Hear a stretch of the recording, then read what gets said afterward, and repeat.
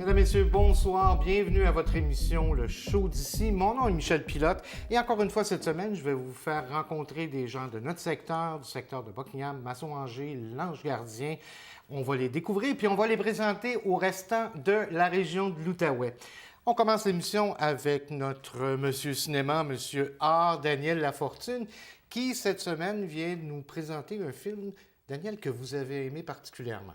Particulièrement, mais je ne suis pas le seul, puisque le film Jusqu'à la garde de Xavier Legrand, il est déjà grand, c'est son premier long-métrage, 2 prix à la Mostra de Venise l'an dernier, et il a été présenté, c'était le film de clôture au dernier Festival du film de l'Outaouais, 2 prix, le prix du jury et le prix du jury jeune. Quand même, et Jusqu'à la garde, ça parle de quoi? Xavier Legrand, en France, on dit de lui que c'est le Xavier Dollune français. Il est un peu plus vieux, 10 ans plus vieux, mais dans ce film-là, la garde partagée. Beaucoup de couples ont à vivre ou ont vécu cet écart de couple, mais il y a les enfants. Alors, Jusqu'à la garde nous parle de l'aspect juridique. Ça commence très choc. Une scène de à peu près une douzaine de minutes où les deux du couple ont à décider avec les 2 avocats et le juge qui aura la garde. Eh bien, la garde, elle va être donnée de façon partagée. Cependant, la mère, interprétée par Léa Drucker. Léa Drucker, c'est la nièce de Michel Drucker que tout le monde connaît à la télé. Eh bien, Drucker joue avec des émotions très sur la pointe des pieds, je dirais. Ce mari violent qu'elle a quitté à cause de violence à son égard, mais aussi à l'égard de ses enfants. Il y a une jeune fille qui va avoir bientôt 18 ans, mais il y a aussi le fils qui doit faire la navette entre le père et la mère. Il y a une scène à couper le souffle dans ce film-là, où le père est avec son fils dans l'automobile. Je vous en dis pas plus. C'est un film dur. C'est un film sur cette réalité-là que vit plus de 52 % des enfants. La garde est-elle partagée? Elle est-elle à un ou à l'autre des membres du couple? Donc, j'ai parlé de Léa Drucker. Il y a aussi Denis Ménochet qui joue le rôle du père et ce jeune garçon, Thomas Giora, que l'on reverra. Il est fantastique. On parle d'un enfant de quel âge, Daniel? 11 ans. Alors, c'est un film à voir au Cinéma Neuf. J'ai accordé la note 8,5 sur 10. Oh, quand même! Une belle note. C'est mon film 2018 actuellement. Daniel, merci beaucoup. C'est toujours intéressant de vous rencontrer. Et on se retrouve dans quelques minutes avec nos 2 invités. 2 invités, je suis convaincu que vous allez adorer.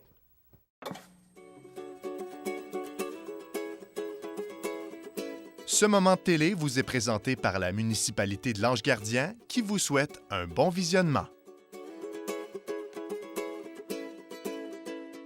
Je vous disais tantôt que vous alliez adorer mes 2 invités. J'espère que la barre n'est pas trop haute pour mes 2 invités. D'abord, tantôt, j'ai présenté mon monsieur des arts. Je présente maintenant monsieur Sport, François Croteau, bonjour. Salut Michel. Luc Saint-Jacques, qu'on connaît comme agent immobilier. On va découvrir d'autres petites passions de François tantôt.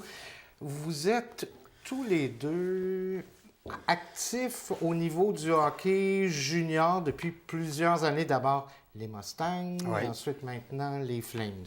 Exact. Ouais. Qu'est-ce que ce club-là apporte à la société à Buckingham?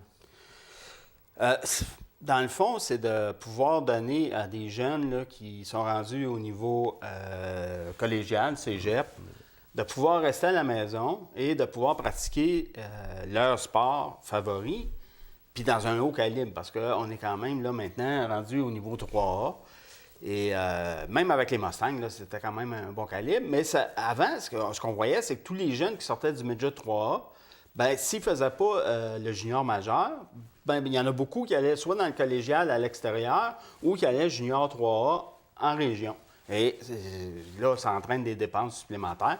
Tandis que là, au moins, il n'est pas loin de la maison, il reste ici, puis il est capable de pratiquer. On lui donne les Flames, on leur donne quand même un hockey intéressant de haut niveau, de haut calibre. Luc, votre rôle avec l'équipe des Flames, c'est quoi cette année?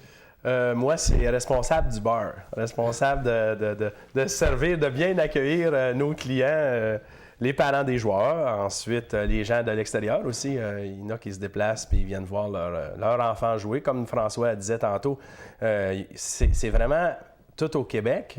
Et on couvre vraiment la grosse partie de la province du Québec.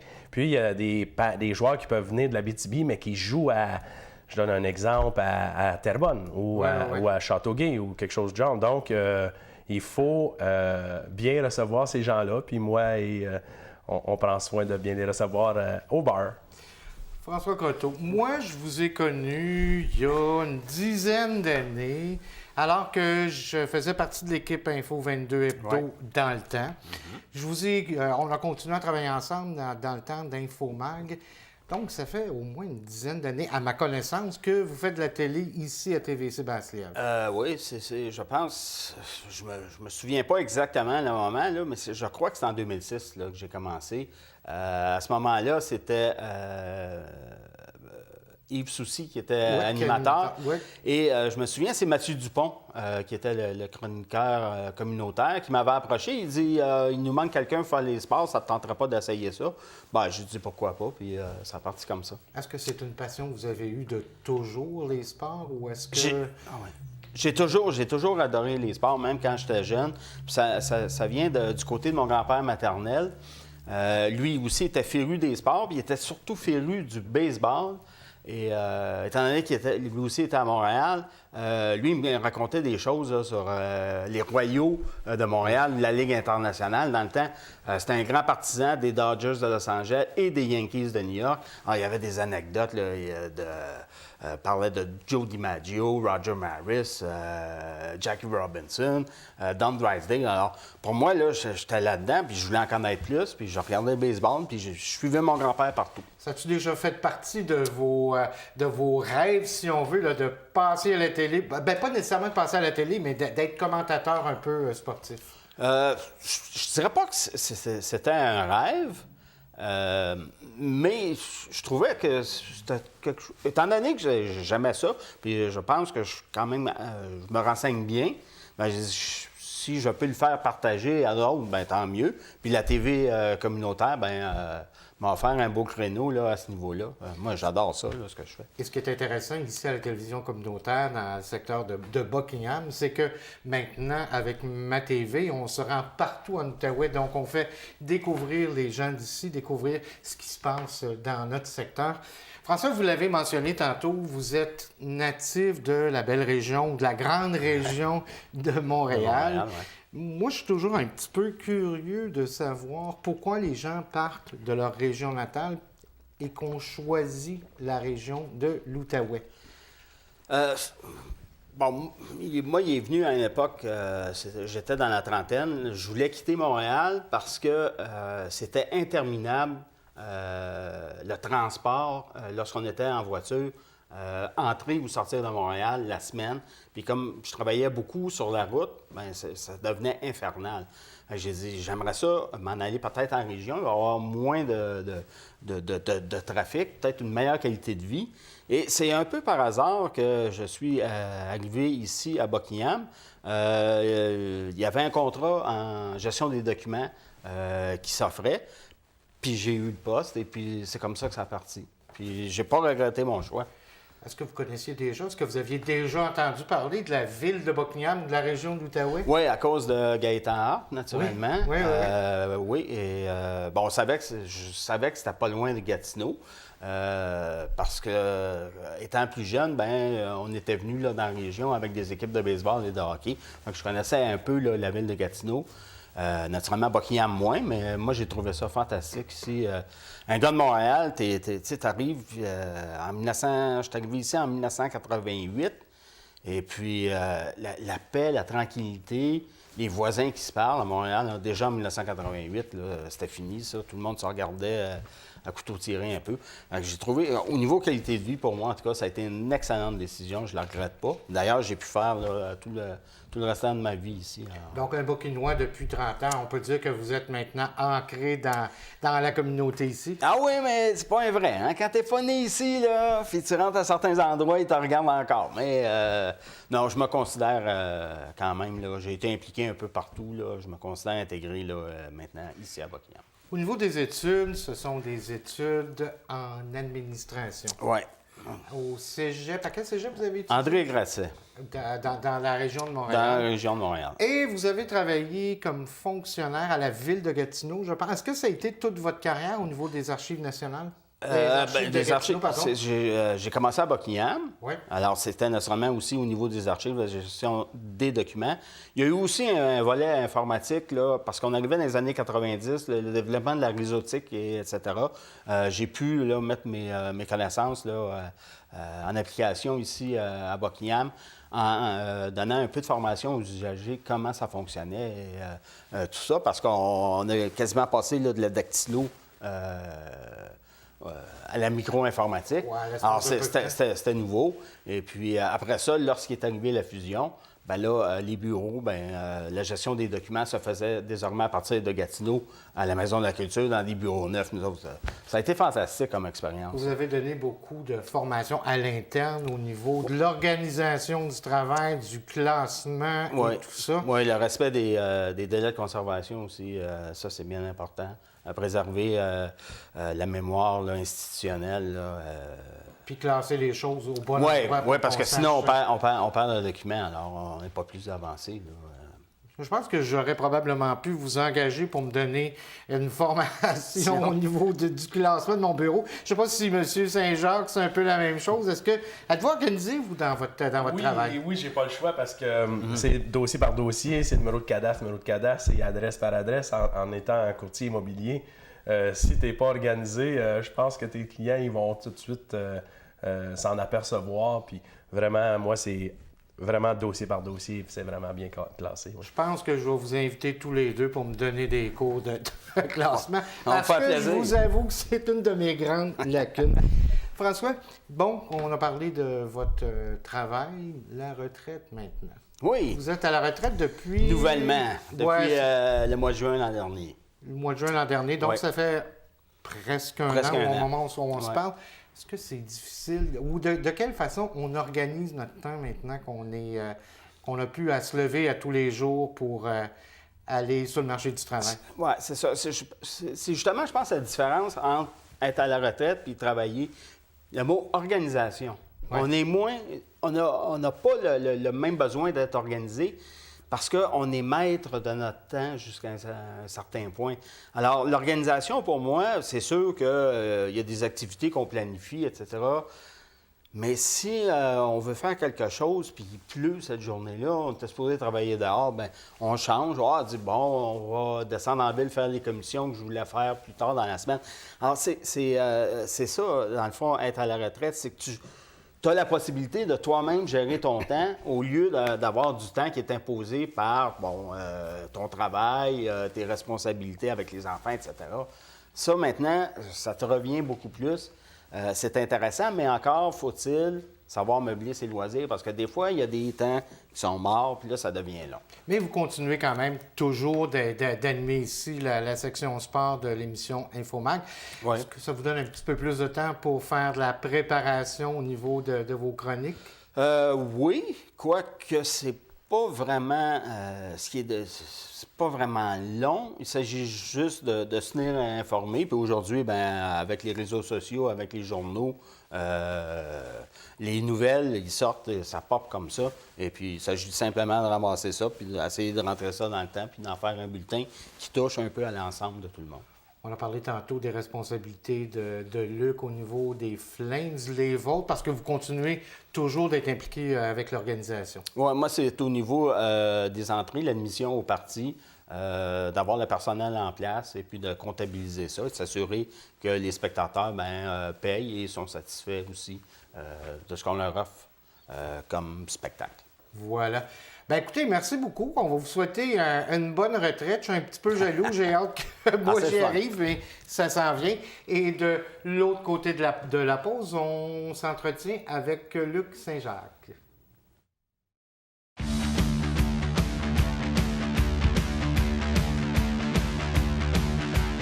Nous vous présentons le tout nouveau véhicule de tournage de la TVC Basse-Lièvre.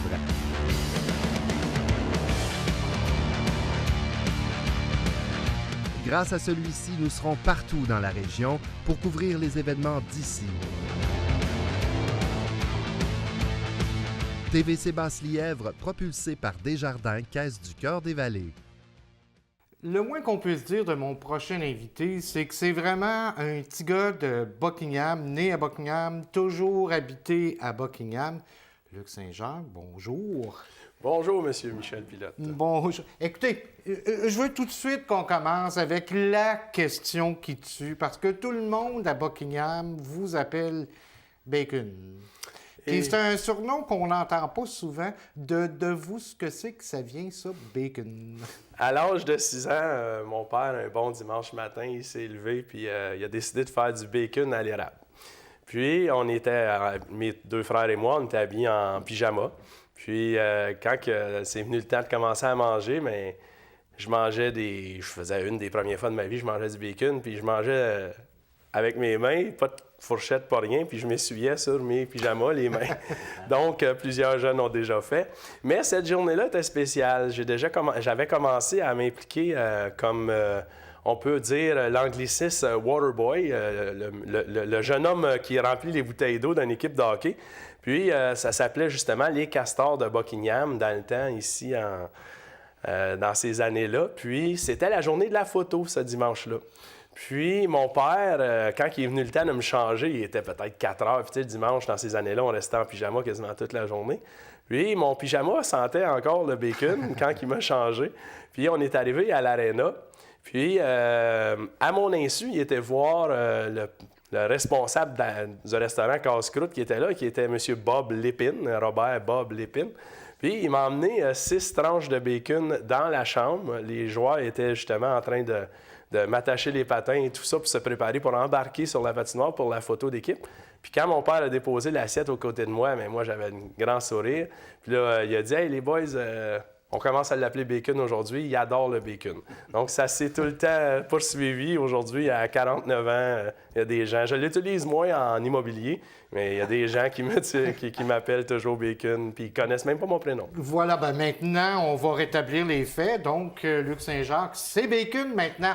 On sait pourquoi c'est Bacon, donc on a l'autorisation de recommencer à vous appeler Bacon. Oui. Vous le disiez depuis l'âge tout jeune, vous avez toujours été dans les arénas. Oui, absolument. L'équipe junior, qui aujourd'hui, on est propriétaire, puis on est 9 partenaires, je crois, M. Croteau. Puis, être impliqué dans notre communauté, être impliqué dans quelque chose qu'on adore, que c'est une passion pour nous.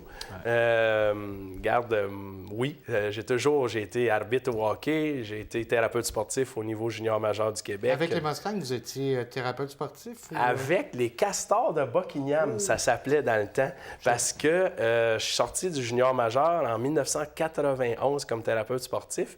Puis, dans ces années-là, les propriétaires, je me rappelle des noms, je vais en oublier, là, mais Georges Lemay, M.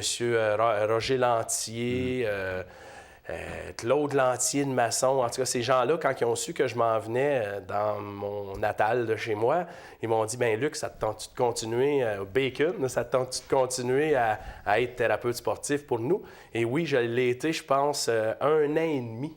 Puis, une bonne soirée, je m'ai décidé, regarde, demain, je vais devenir arbitre. Puis, j'ai fait ça pendant plusieurs années. Là, on a souvent l'impression que les arbitres sont les joueurs qui ne sont pas capables de percer. Est-ce que c'était le cas de Luc Saint-Jacques? J'ai commencé trop tard. On m'a dit ça à l'âge de 25 ans. J'ai commencé trop tard à arbitrer. Ils m'ont dit... j'avais 21, 22 ans. Puis j'ai quand même gravé assez vite parce que les anciens joueurs de hockey, c'est quand même des bons patineurs. Puis dans ce temps-là, j'avais un bon coup de patin. Puis Ils me l'ont dit à l'âge de 24 ans, 24 ans et demi, 25 ans. Luc, tu feras pas de carrière là-dedans. Donc, j'ai bifurqué vers l'Ontario, puis j'ai fait les Hawks d'Hawkesbury Junior Central et tout ça dans ce temps-là. Et j'ai fait la Ligue nord-américaine, les Chiefs de Laval, les Forestiers de Sorel, si je me rappelle bien leur nom. Là. Mais, des batailles, on s'est fait escorter. On s'est fait escorter par 7 à 8 voitures de police. Les gens se battaient j'ai vécu un peu ce que Slapshot a vécu à un moment donné, la chaîne de Bessic, mais c'est un tir-poids qu'un des joueurs avait.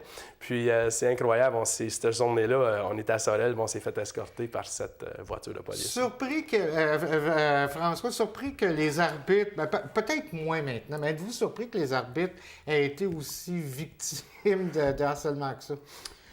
Moi, je suis pas surpris parce que le hockey engendre des passions tellement fortes. Et puis, il s'agit là d'une étincelle, soit sur la glace ou même entre deux spectateurs. Puis, on a ce qu'on appelle, là, en bon français, on a une foire là, qui se passe. Alors, non, ça ne me surprend pas plus que ça.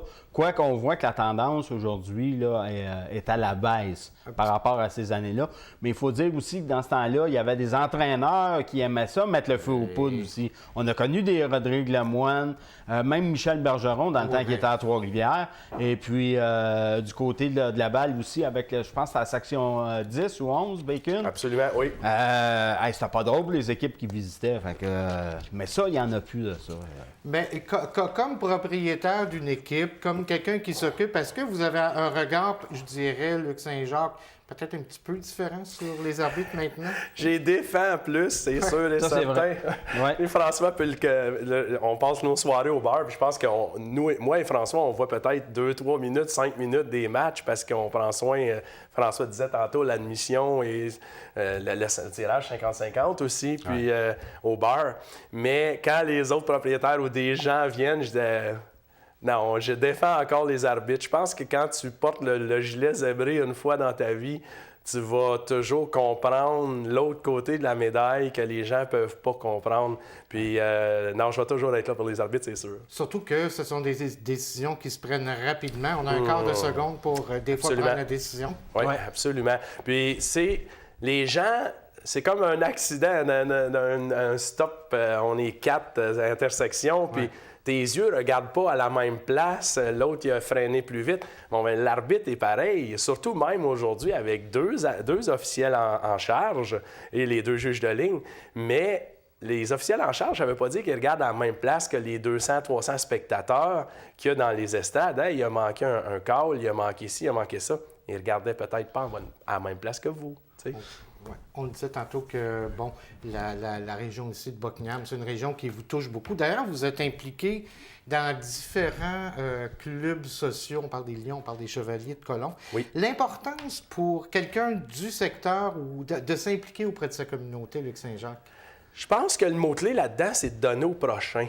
La vie a fait que je suis devenu très généreux de ma personne, mais tous ces gens-là qui sont impliqués, du Lion président, M. Richard Chartrand, du Grand Chevalier, M. Claude Masson, je pense que c'est des gens qu'on donne au prochain. On est là pour aider les gens. On est capable, on est en santé, on a un peu plus d'argent qu'eux, puis on redonne à la communauté ce que certaines familles ne peuvent pas. Vous regardez le Club Lion, ça a commencé par les gens aveugles. Vous regardez les Chevaliers de Colomb, c'est d'aider la communauté. Tous les sous qui rentrent aux Chevaliers de Colomb sont redonnés dans la communauté, autant que les Lions. Tu sais, c'est vraiment, je pense, d'aider le prochain. Oui, bien, et vous continuez de le faire. Vous gagnez votre vie maintenant comme agent immobilier. Puis, si on voit François Croteau souvent à la télé, de par Infomag, on vous voit moins souvent à la télé, mais on voit votre photo en masse sous des poteaux dans le secteur de Buckingham et dans les avirons. Comment ça se passe, l'immobilier, maintenant, printemps 2018? Printemps 2018, moi, vous dire, ça a vraiment... Janvier, ça a vraiment parti lent, mais février, mars, avril, c'est vraiment bien parti. je remercie en tant que résident de Buckingham, tous mes clients aussi qui ont confiance en moi, c'est important de se faire servir par quelqu'un d'honnête, par quelqu'un qui n'a aucun dossier aussi dans notre organisme professionnel qui est l'OACIQ. Puis je pense que les gens le voient de plus en plus quand ils m'engagent à devenir courtier immobilier. C'est 7 jours sur 7. Je suis tout le temps disponible.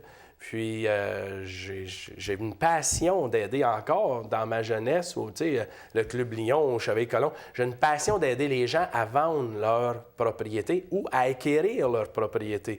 Puis je suis vraiment passionné par mon métier. J'adore mon métier.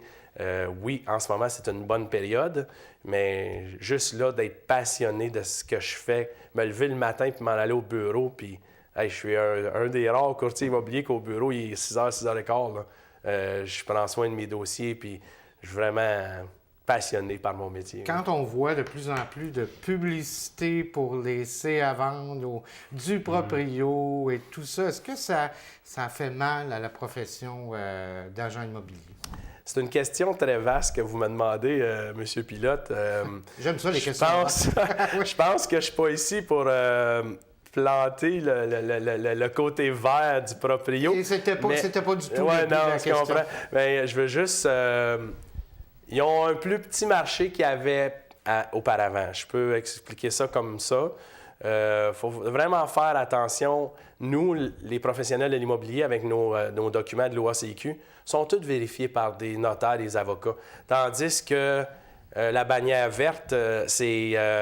faut faire bien attention. C'est aucun des documents légaux et tout ça. Là. Absolument. Donc, ça, je pense que c'est un très grand point ça, que tu viens de soulever là, Luc. Oui, parce que les clients, autant le vendeur que l'acheteur, sont protégés. C'est au-delà. C'est au-delà de la commission. Ouais. C'est pas de dire j'ai économisé 15 000, mais on vend une propriété. On vend une maison avec du vécu. On a une déclaration du vendeur, le document légal qu'on a à remplir, mais c'est au-delà de la commission. C'est vraiment de regarder le service que nous, on peut offrir, les professionnels de l'immobilier, et avec protection. On a des assurances, on paye c'est très dispendieux de faire partie de l'OACIQ ou d'une chambre immobilière, mais vous êtes protégés avec nous, là. Voilà. Bien, écoutez, merci infiniment d'être venus nous rencontrer tous les deux. On continue de s'impliquer au niveau des Flames, tous les deux. Absolument.